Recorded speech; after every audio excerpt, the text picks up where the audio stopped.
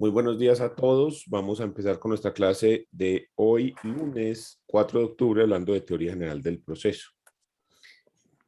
En la sesión anterior estuvimos hablando acerca de los apoderados y estábamos mencionando las facultades especiales que puede haber en el poder. Dijimos que dentro del poder, obviamente, va la facultad de representar jurídicamente al cliente, de contestar la demanda, oponer la demanda, pedir apelación, reposición, etcétera, hacer todo lo relativo al proceso. Pero que a veces es importante poner unas facultades adicionales o poner unas facultades de manera específica según el tipo de proceso, porque esto nos facilita la labor a nosotros como abogados y fuera de eso también se la facilita al juez en el sentido de que si el abogado tiene la facultad expresa, pues con más confianza y con mayor razón el juez debe otorgar la posibilidad de que el abogado haga esa actuación para la cual está facultado de manera específica. Estuvimos mirando entonces la de conciliar y la de transigir. Vamos ahora a continuar con la facultad de partir. Partir. La facultad de partir implica que el abogado puede ser nombrado partidor. Es decir, que dentro de los procesos liquidatorios, el abogado puede ser nombrado partidor.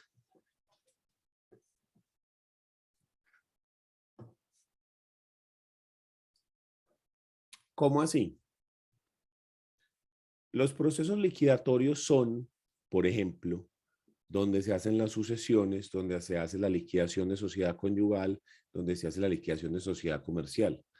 La finalidad de un proceso liquidatorio es un patrimonio común, un conjunto de bienes, repartirlo entre varios interesados.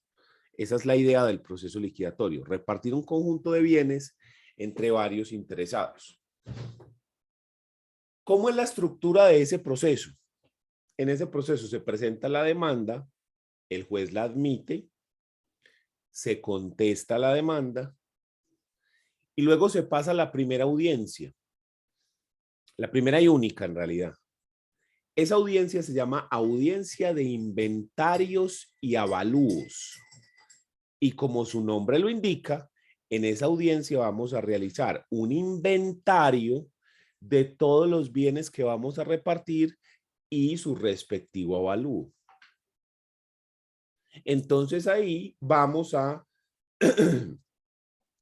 darle valor a todos los bienes que vayamos a repartir. ¿Listo? Terminada la audiencia de inventarios y avalúos, se pasa a la etapa de partición. En esa etapa será necesario nombrar un partidor, que es una persona que se va a encargar de realizar un trabajo de partición, que es el documento donde dice cuánto es lo que le toca a cada persona y con qué bienes se le va a pagar eso que le toca. ¿Sí? Entonces, por ejemplo, son 6 hijos y el señor dejó tanto dinero, entonces a cada hijo le toca tanto dinero. Por decir algo, a cada hijo le tocan 358.943.000 pesos. Listo, ¿con qué vas a pagar eso? Entonces, a este hijo le toca un apartamento, a este le toca un carro, a este le toca el local, a este le toca ta, ta, ta, ta. Esa persona va a hacer el trabajo de partición hablando con las personas, tratando de que ellos lleguen a un acuerdo y que se pueda determinar cuánto es lo que le corresponde a cada persona, ¿sí? Y qué bien es el que le corresponde, según lo que ellos quieren.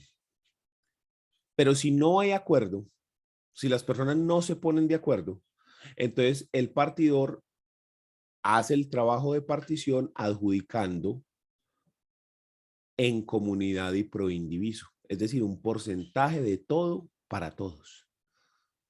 En vez de que sea un apartamento para uno, el local para otro, la finca para este, el carro para este, más bien queda es el 10% para este, para este, para este, para este, para este, para este. Y el ahora en el otro bien, el 10% para este, y en el otro el 10%, todos los bienes en porcentaje. ¿Cuál es el problema? Si las partes están de mutuo acuerdo, si ambas partes están de mutuo acuerdo, entonces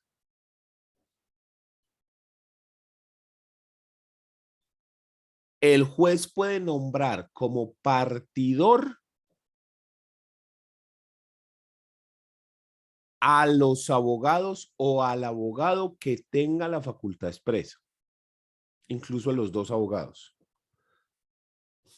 Y entonces estos actúan de mutuo acuerdo, se reúnen con los clientes y lo demás para poder determinar efectivamente cuánto es lo que le corresponde a cada persona. Pero si las personas no están de acuerdo, entonces al juez le toca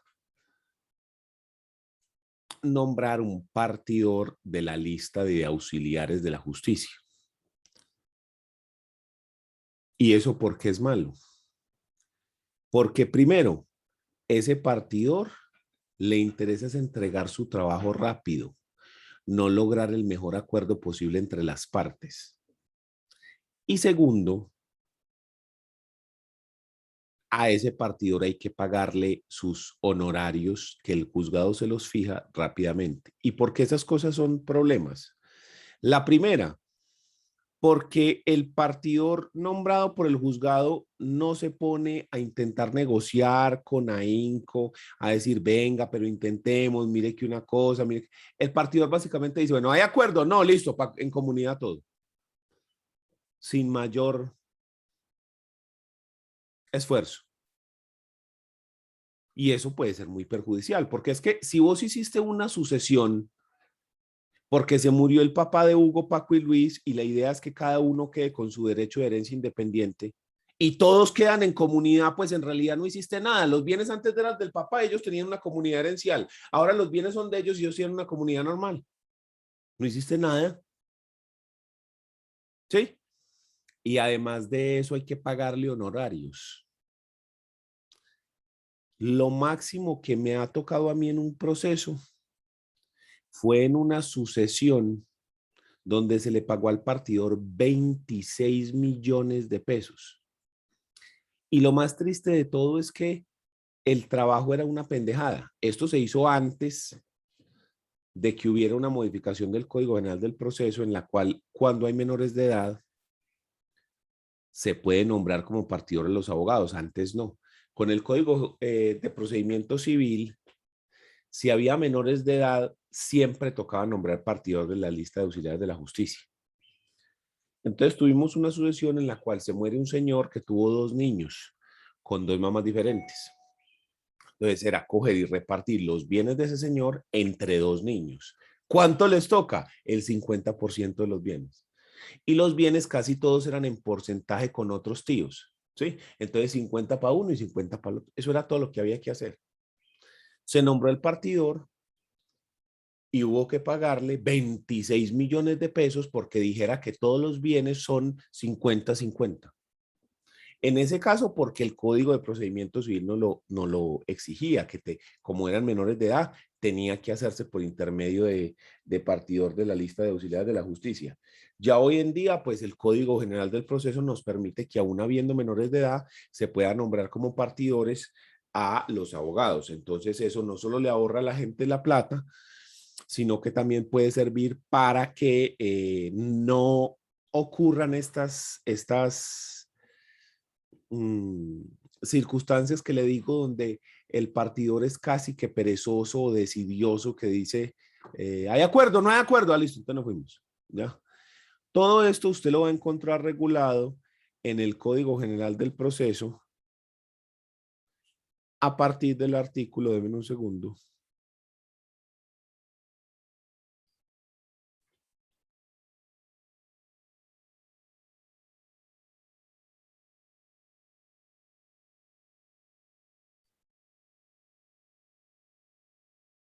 507 y siguientes. A partir del artículo 507 y siguientes. Sí, a partir de este momento. Se los dejo acá. Denme un segundo, por favor.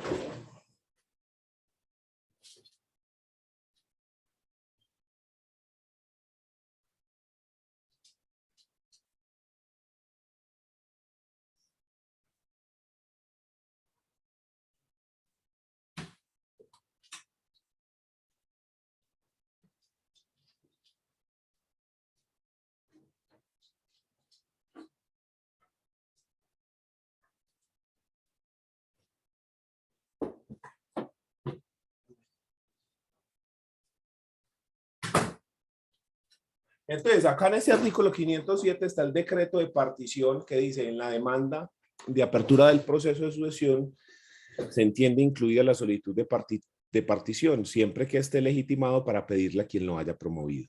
Aprobado el inventario, el juez en la misma audiencia decreta la partición y reconocerá al partidor que los interesados o el testador hayan designado.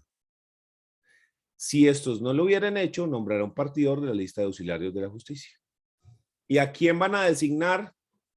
Ellos. Pues la persona que tiene las facultades, que debería ser el abogado. ¿Listo? Entonces, esta es una facultad que en los procesos liquidatorios se transforma casi que en indispensable, porque facilita el proceso, porque no hay que pagar. Profe, pero ¿por qué facilita el proceso si los dos hacen el proceso de partición? Es más fácil hacerlo de manera conciliada entre las personas y ya se tiene un acuerdo que eso se vierta en la partición.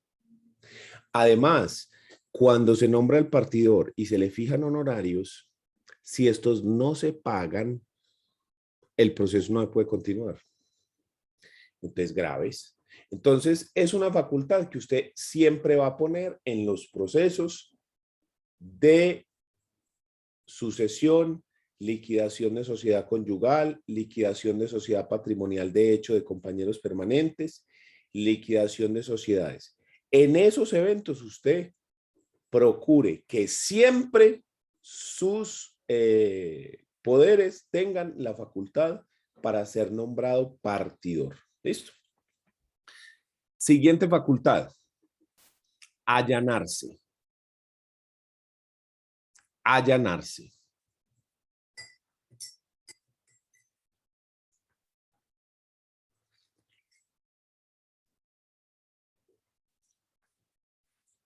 La facultad de allanarse implica otorgarle al abogado la posibilidad de aceptar las pretensiones de la demanda. Esta facultad obviamente solo la va a tener el demandado, ¿sí? El abogado que actúa por parte del demandado.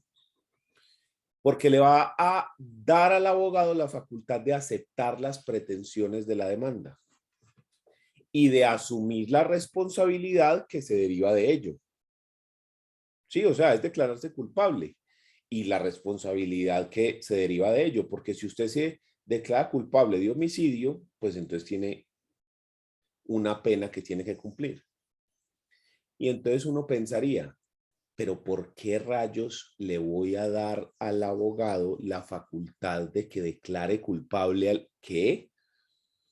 Lo que pasa es que el allanamiento en muchos casos puede ser muy benéfico o puede ser la forma en la cual se soluciona el conflicto de manera efectiva. Por ejemplo, en penal, si hay allanamiento, eso hace que las personas se vean con un beneficio de una rebaja de pena de hasta un 50%. Entonces, en algunos casos donde no hay defensa posible porque la persona fue atrapado con las manos en la masa, pues la mejor forma de solucionar el conflicto es que se allane y que se le rebaje la pena. ¿Sí? No para todos los delitos se rebaja, no se rebaja siempre en el mismo porcentaje, pero se rebaja. ¿Sí? Entonces eso puede ser la mejor defensa que hay en un determinado caso. Pero salgámonos del penal, que sería el más llamado a ponerse como ejemplo por esa rebaja de hasta el 50% por el allanamiento. Vámonos, por ejemplo, al civil. En el civil, si usted se allana, no le rebajan nada.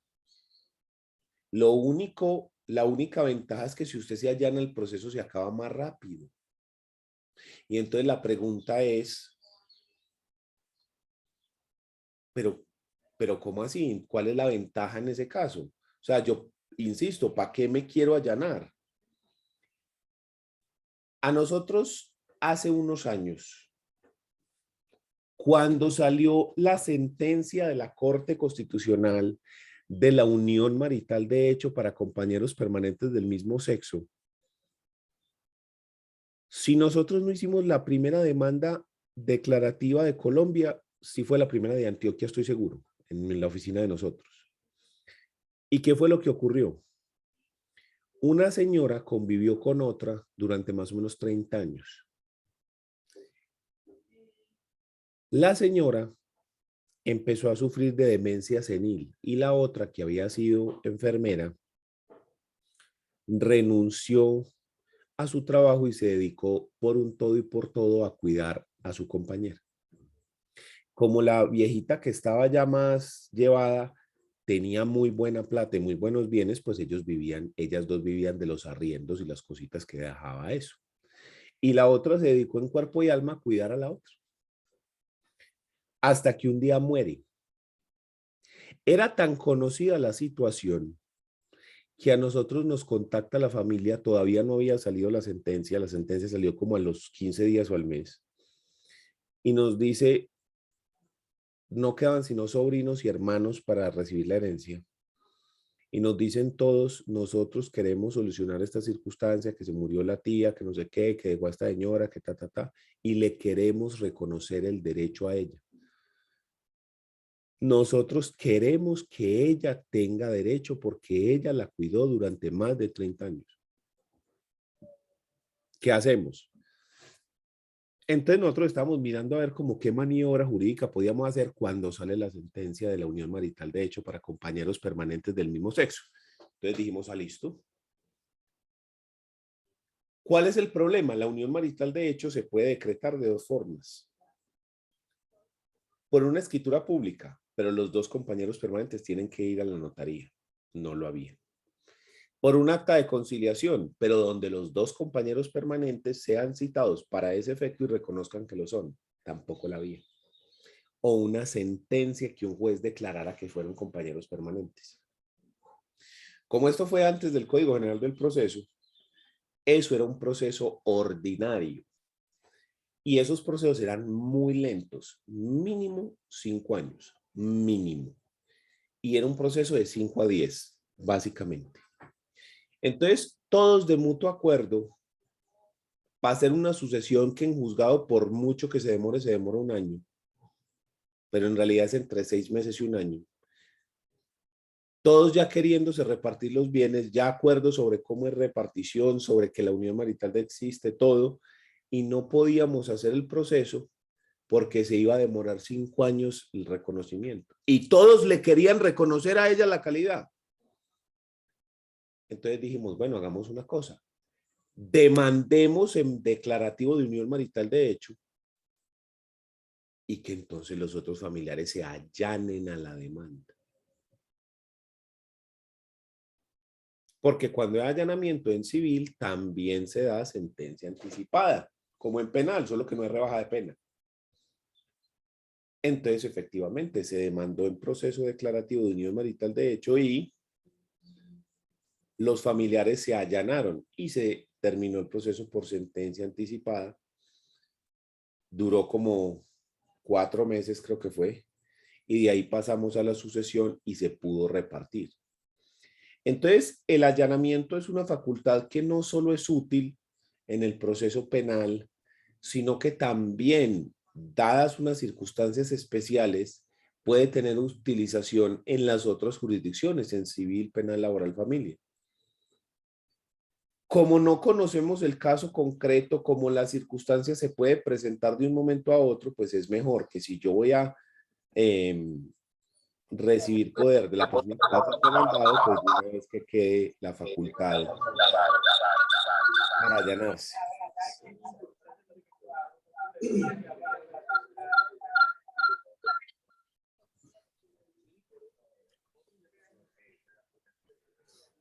Continuemos entonces. Siguiente facultad.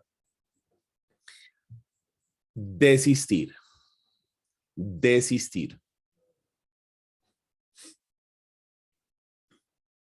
Si antes estábamos viendo la facultad para que el abogado aceptara las pretensiones de la demanda y asumiera la responsabilidad que se deriva de esa aceptación, pues ahora vamos a ver la figura contraria. El allanamiento, que fue el que acabamos de ver, lo hace el demandado, aceptando las pretensiones del demandante y asumiendo la responsabilidad que se deriva de ello. El desistimiento es la opción que tiene el demandante para concederle al abogado la facultad de retirar la demanda. Es decir, de no continuar con el proceso o renunciar al proceso. Cuando el demandado dice, señor juez, yo desisto de esta demanda, la retiro, ya no voy a demandar, me mamé de esto.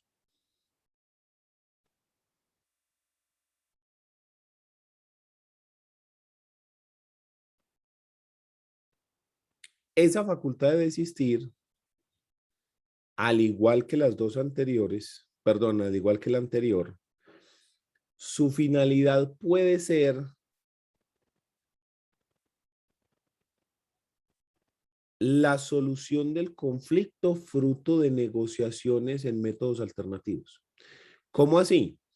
Tenemos un conflicto que ya está presentado, ya está en el juzgado, pero las partes por fuera concilian, transigen.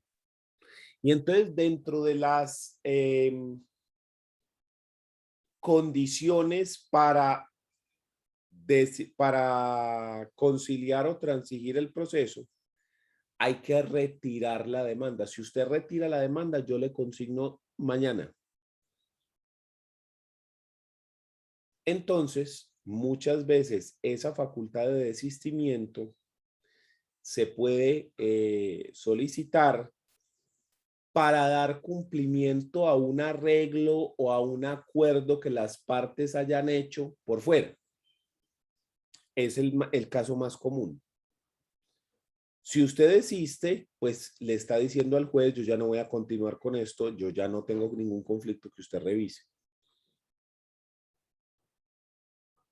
Entonces, es una facultad para negociar, para tener posibilidades de que llegados a un arreglo, el abogado tenga margen de maniobra y, por ejemplo, pueda ofrecer, si usted hace aquello, le retiro la demanda inmediatamente. ¿Sí? Es básicamente solucionar los conflictos de manera conciliada, pero a la fuerza. Yo demando y hago una demanda bien buena, pero para presionar la conciliación, para presionar a que las personas se sienten a la mesa a negociar. Esa es la idea, presionar. Y una vez que se logre esa conciliación o transacción, se pueda desistir de esa demanda bien buena que fue la que logró que las personas vieran que las cosas son en serio, vieran que se le viene la noche, entonces que es mejor arreglar el proceso para que la persona desista de la demanda. No siempre se va a utilizar, pero es mejor tenerla ahí como una bala de plata ahí en la recámara, por si cualquier cosa, por si se presenta la negociación, por si se presenta la circunstancia en la cual a uno le digan, bueno, pero yo cumplo, pero si usted retira, sí señor, ya mismo. Entonces, de esa forma es como funciona la facultad de desistir.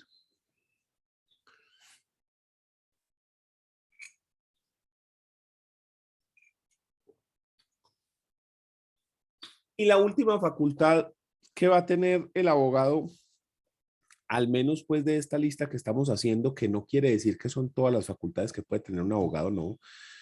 Son las facultades que a lo largo del ejercicio profesional se han ido recogiendo y que se ha determinado que son como relevantes y que son importantes que se tengan. Pero pueden haber muchas más. La última que vamos a ver es recibir, la facultad de recibir. Recibir.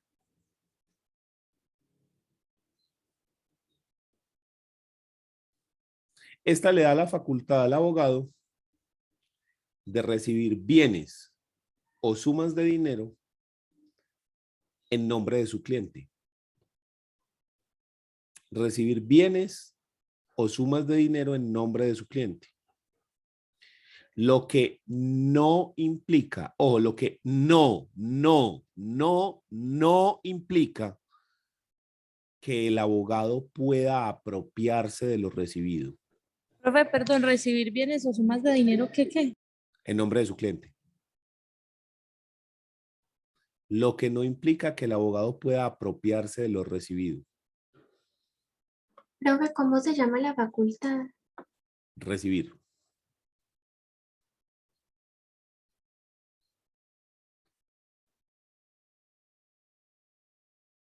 Sino que simplemente se recibe en calidad de intermediario.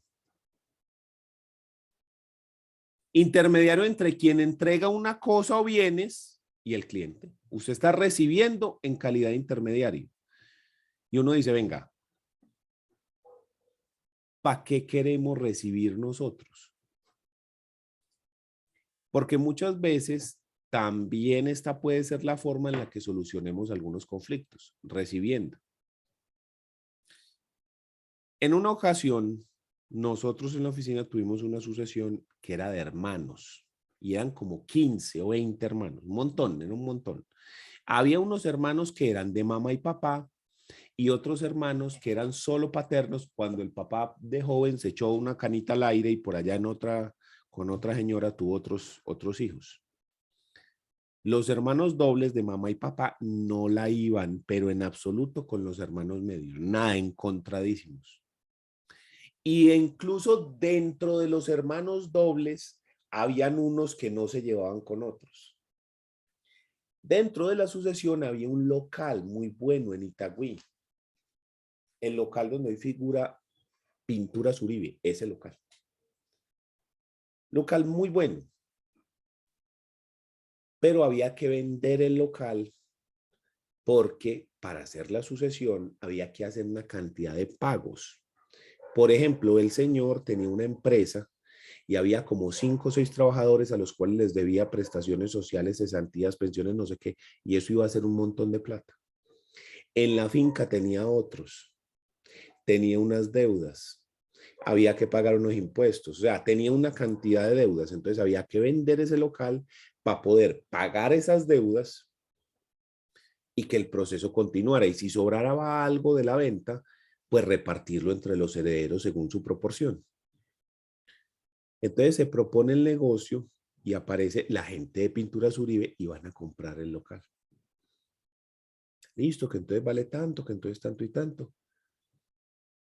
Cuando empieza la gente, no, pero es que me consignan la plata a mí, yo la reparto y los otros, oiga, este man está loco, a ese tipo no, no, que no la consignan a todos y empieza la gente de Pinturas Uribe, nosotros no vamos a hacer 15 consignaciones diferentes, ni le vamos a entregar esto a 15 personas, que nosotros no somos un banco. ¿Con quién es el negocio pues entonces? O si no, dañamos el negocio. Y empiezan todos, no, que a mí, no, que a mí, que a todos, no, que consignen proporción, no, que porque a este, que porque a aquel, que en este no sé qué, que este no tiene cuenta bancaria, que este en efectivo, que este transferencia, que este giro, que... hasta que nosotros dijimos no. Entonces, entréguenos la plata a nosotros, a los abogados que tenemos la facultad de recibir. Nosotros la recibimos, nosotros recibimos la plata. Pues efectivamente que esta gente nos paga la plata a la oficina, nos dan el dinero. Y entonces nosotros lo que hacemos es empezar a citar a toda la gente a la que había que pagarle. Primero los trabajadores, porque yo no puedo citar a los herederos y repartir la plata porque entonces ¿con qué pago? Entonces primero los trabajadores, uno por uno fueron desfilando, tenga su plata, denos paz y salvo, tenga su plata, eran como 6 o 7. Luego después los contadores, bueno, ¿cuánto era lo que debía el man? ¿Qué era lo que hay que pagar? Tan, listo, páguele a la DIAN, venga, tan. Y así. Y los últimos, De lo que sobró era la gente, los clientes. Entonces se fueron llamando uno a uno para que no se reunieran tampoco todos, porque les dije que había que estos no se llevaban con aquellos y aquellos con otros. Entonces de a uno se fueron también citando. ¿Sí? Entonces fue, tenga su plata, tenga su recibo por la suma entregada y paz y salvo, tan, ton, cada uno, cada uno, cada uno, cada uno, cada uno. Gracias a que se hizo esa gestión así, de esa manera así tan ordenada, todo mundo con su recibo de haber recibido a satisfacción el dinero, de que quedaban a paz y salvo, todas esas pruebas de que se pagó a cada persona, de que se hizo de manera ordenada, logró hacer que ese proceso saliera avante, porque si no, eso iba para una pelea de años, porque es que lo que le digo, unos hermanos que no se hablan unos con otros, fuera de eso, trabajadores demandando por el pago de prestaciones adeudadas. No, no, no, no, no, no, no, eso era un desastre. Esa facultad de recibir nos permitió, en ese caso en específico, facilitar el negocio, facilitar el proceso, porque de esa manera se pudo hacer el negocio de la venta, repartir el dinero y pagar, pero sin que nadie estuviera con desconfianzas de nadie, porque todos en los que sí confiaban eran los abogados. Nosotros éramos el polo a tierra de todos. Entonces ellos, por la confianza depositada en nosotros, por medio del poder, pues nos permiten actuar y nos permiten recibir el dinero y luego repartirlo de esa forma. Entonces, no es una facultad que se vaya a ejercer siempre. Generalmente es difícil que ocurra un caso así, pero es mejor tenerla y resolver una situación particular en un caso concreto a no tenerla y que después eso genere más complicaciones. ¿Listo? Entonces, es una invitación a que siempre quede esa facultad por ahí para tratar de facilitar el caso y uno no sabe cuándo la va a poder necesitar. Entonces es mejor tenerla ahí, así no la utilice nunca. Listo. Entonces esas son las facultades adicionales de las cuales quería tratarles. Nos falta una que la vamos a ver más adelante con las vicisitudes del abogado. Ahí lo vamos a poner como vicisitud y como facultad para que lo tengan eso presente. Esa va a tener, digamos, una doble naturaleza. Pero ¿quién tiene por ahora alguna duda acerca de las facultades que hemos visto?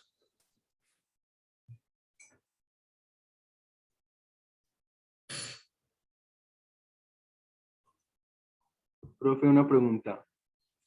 Dígame. Si después de iniciar el proceso y haber dado los poderes, se necesita adicionar uno, ya que el proceso lo requiere, ¿eso se podría realizar? Ahí toca otorgar un nuevo poder, lo cual a veces es un incordio gigantesco, porque que el tipo está en Miami, no, que está en Bogotá, que luego se va para Cartagena, que luego no sé qué, que es que toca en la notaría, que es que no le dio la firma, que es que fue, que fue, que. Entonces es mejor desde el principio que el poder quede supremamente completo para evitar ese tipo de cosas, porque después, para que otorguen nuevo poder, ay, hermano,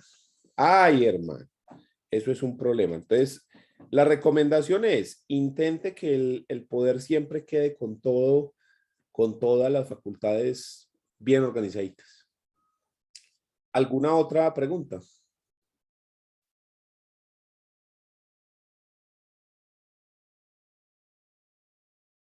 Entonces pasemos al siguiente tema, que lo vamos a denominar las vicisitudes del abogado. Las vicisitudes con CS, vicisitudes del abogado.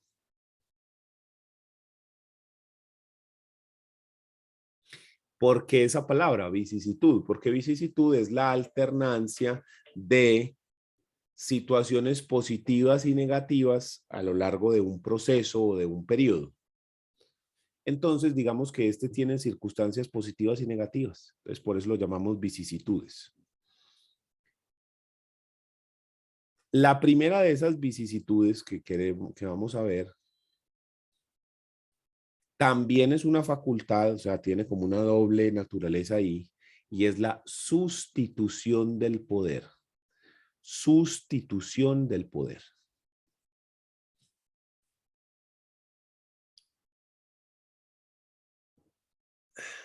Entonces, cuando a un abogado se le otorga poder, este puede tener la facultad expresa ahí mismo, dentro del mismo poder,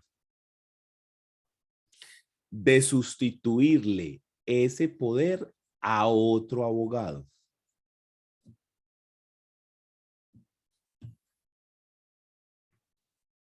Es decir, entregarle la representación jurídica del cliente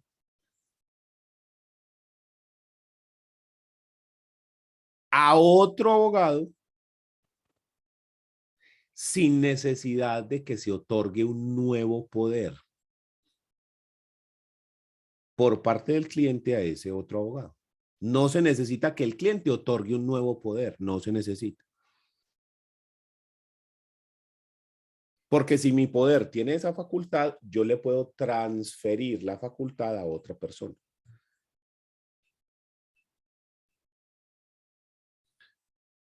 Esto, por ejemplo, es lo que hacen las empresas, las firmas grandes de abogados, que Urrutia y no sé qué, que Díaz Granados, que no sé qué. Entonces usted contrata de la Espriella, Díaz Granados, a todos esos abogados de alto turmequé. Usted lo contrata, pero resulta que ellos tienen unas empresas. Entonces usted le da poder a ellos, pero con facultades para sustituirlo a otro. Entonces esas personas lo que hacen es que le sustituyen el poder a otro de los abogados que integran su pool, ¿sí? Para que vayan actuando.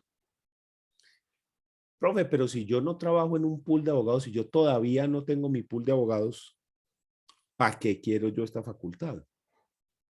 Porque eso no solamente funciona para un pool de abogados, para una empresa gigante, sino que también puede funcionar personalmente. Por ejemplo, a usted le otorgan el poder y usted va a hacer un viaje, le van a hacer una cirugía, ese mismo día tiene una audiencia en otro proceso, etcétera.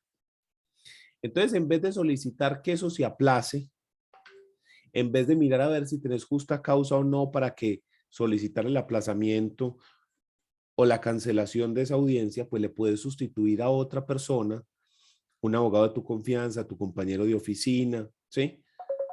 O una persona a la que simplemente se le pague para eso, con la finalidad de que esa persona te reemplace en esa actuación y no se necesita nuevo poder porque ya estaba en la facultad de sustituirlo. ¿Sí? Entonces, esa es la idea. Que quede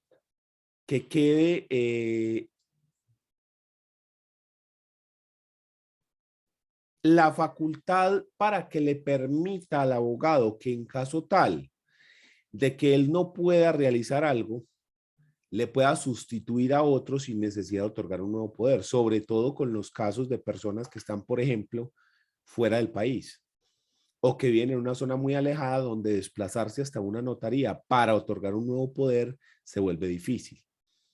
¿Sí? Lo mismo ocurre cuando, por ejemplo, se contrata un abogado en calidad de principal y otro de sustituto. Eso lleva implícito la facultad para sustituirse en el poder, para que algunas veces actúe el principal y otras veces actúe el sustituto.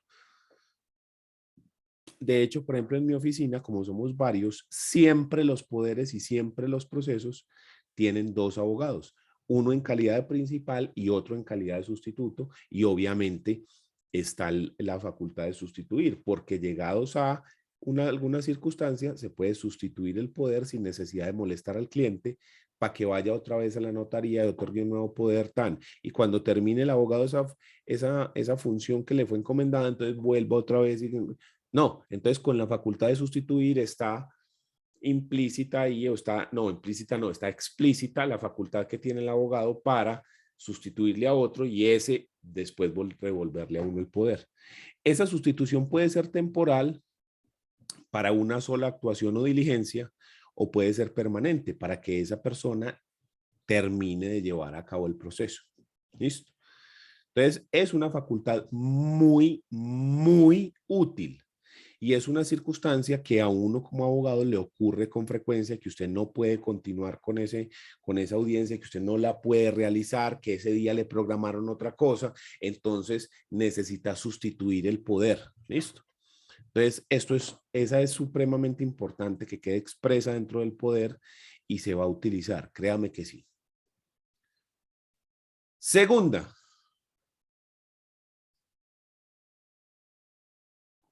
Segunda vicisitud, la renuncia al poder.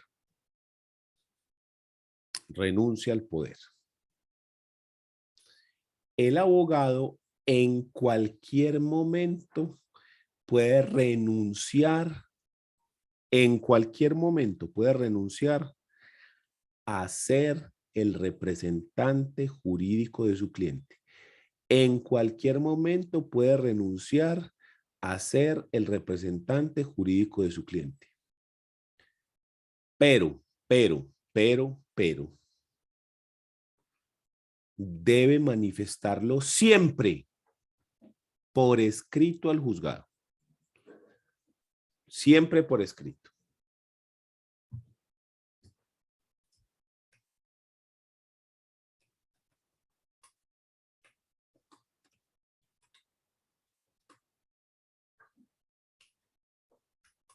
Siempre por escrito. No es necesario aducir las razones, sino simplemente manifestar que se renuncia al poder. Un segundo, por favor.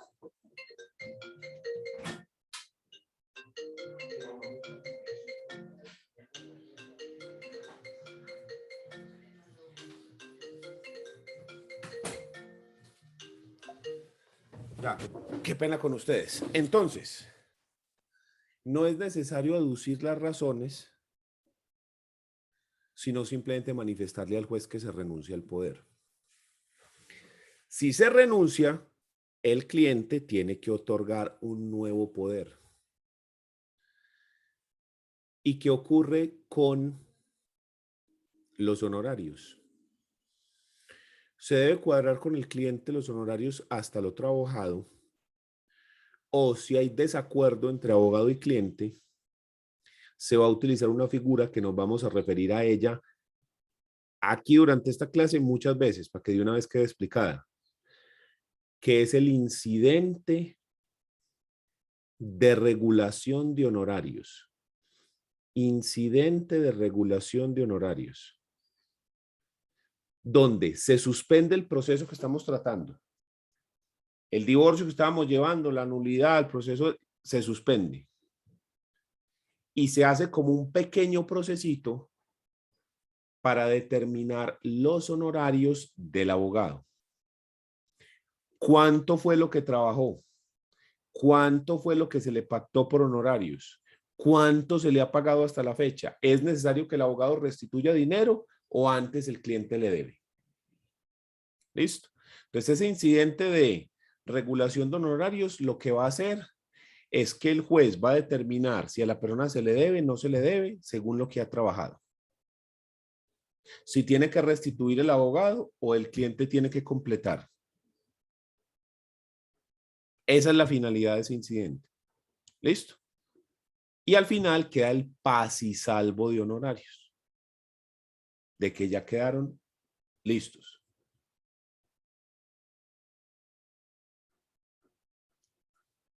Un abogado no puede recibir el poder de su cliente si el abogado anterior no ha dado el paz y salvo de honorarios.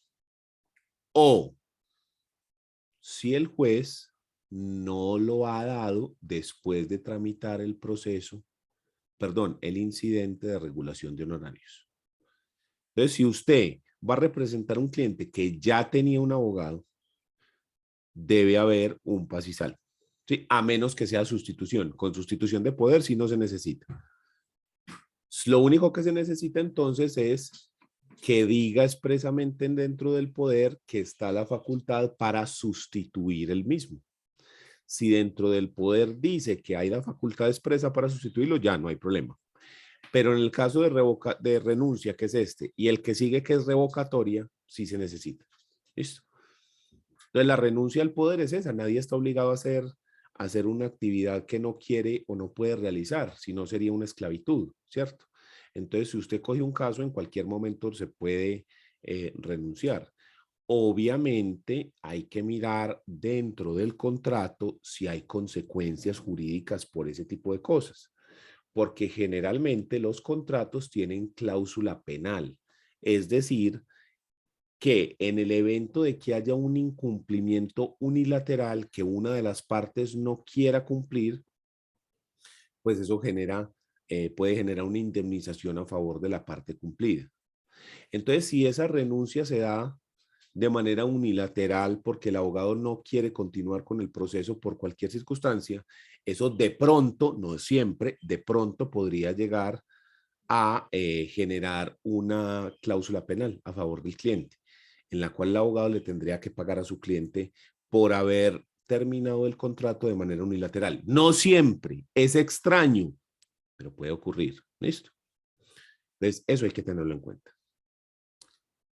La siguiente, si ya vimos la renuncia, la siguiente vicisitud es la revocatoria del poder. La primera fue sustituir. La segunda fue renuncia al poder. Y ahora la tercera es revocatoria del poder. En la anterior vimos que el abogado ya no quiere continuar con el proceso, entonces renuncia a él.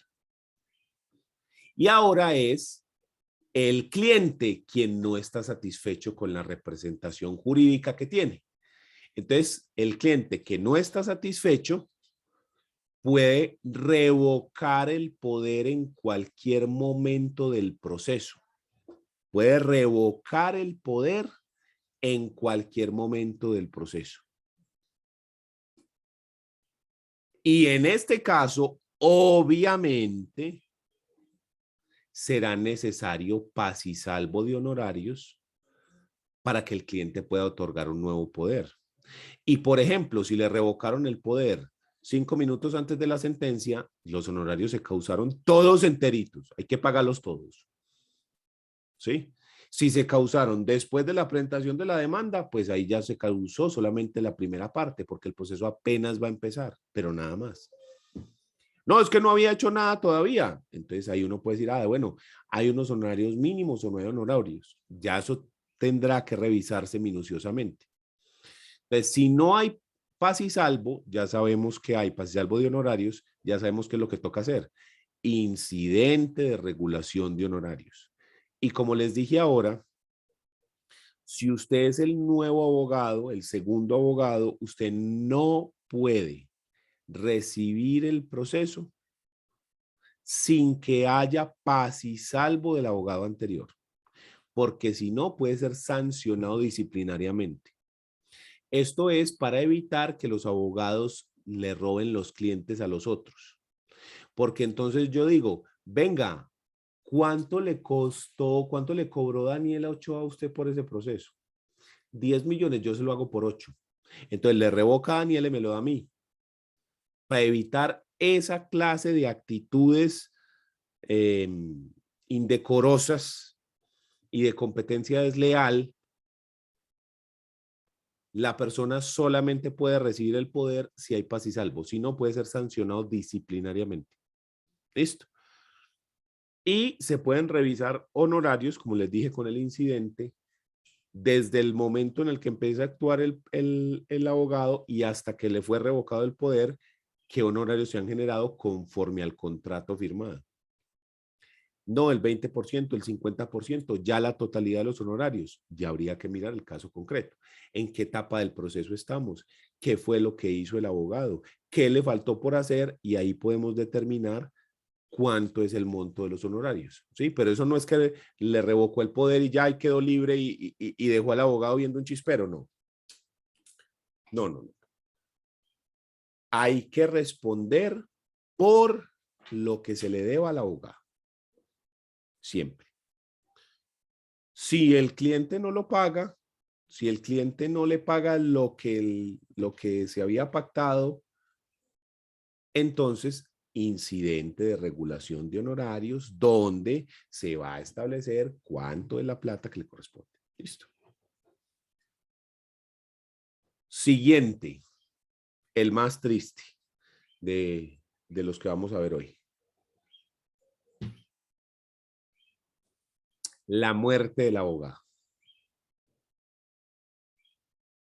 Es decir, estamos dentro de un proceso, el abogado está representando a su cliente y ¡pa! Muerde el abogado.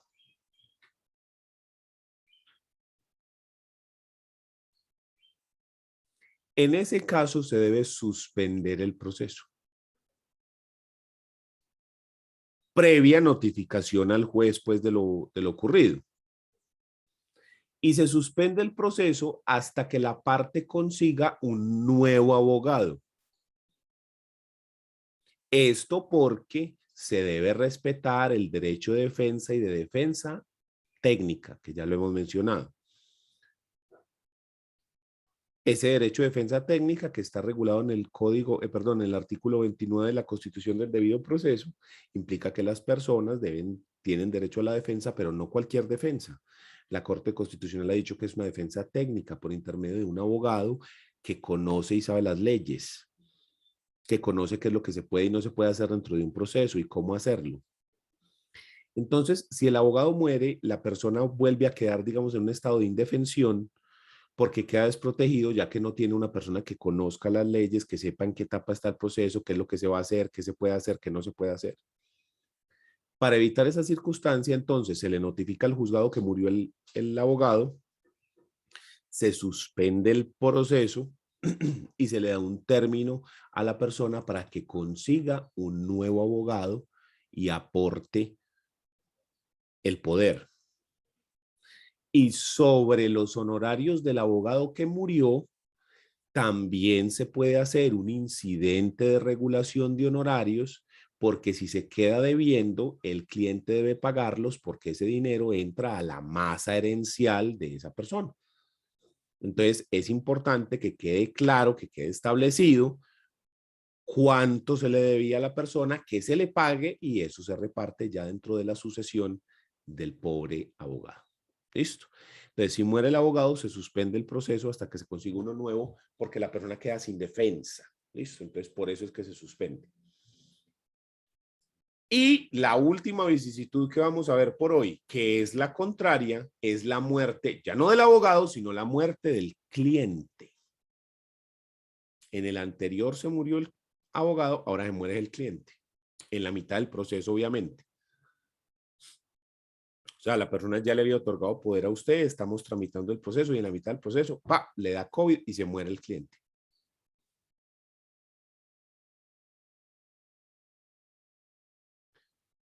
En ese evento opera un fenómeno, una figura que se denomina sucesión procesal. La sucesión procesal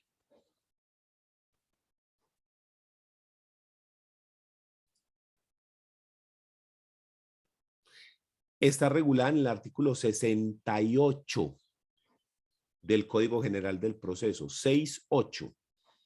Miren lo que dice, artículo 68, véalo acá.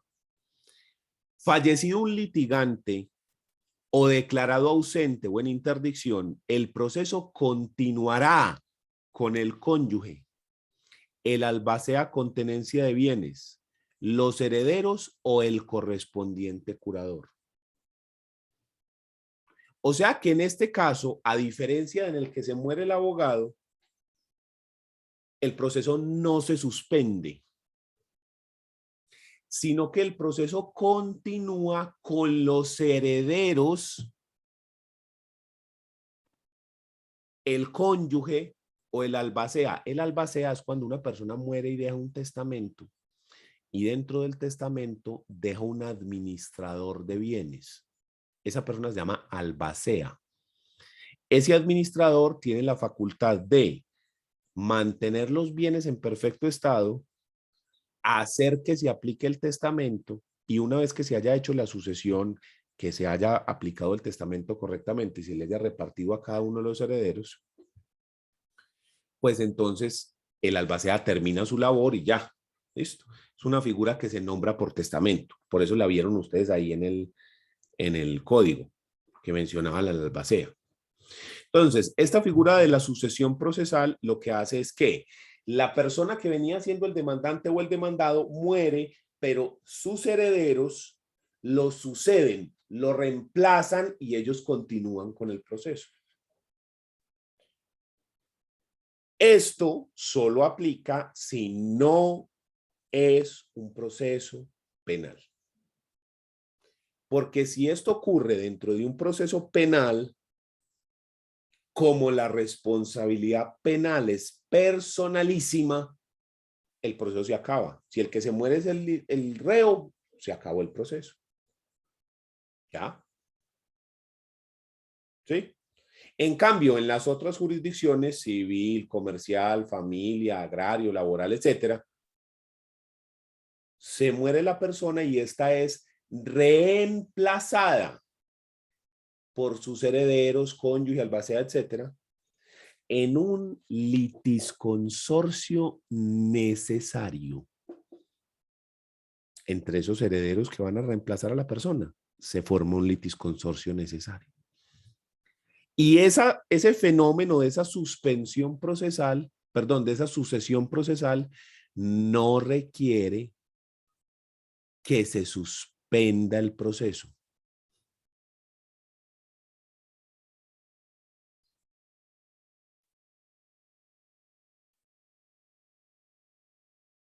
Entonces,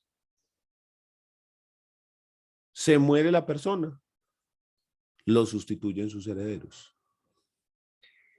¿Quién tiene alguna duda?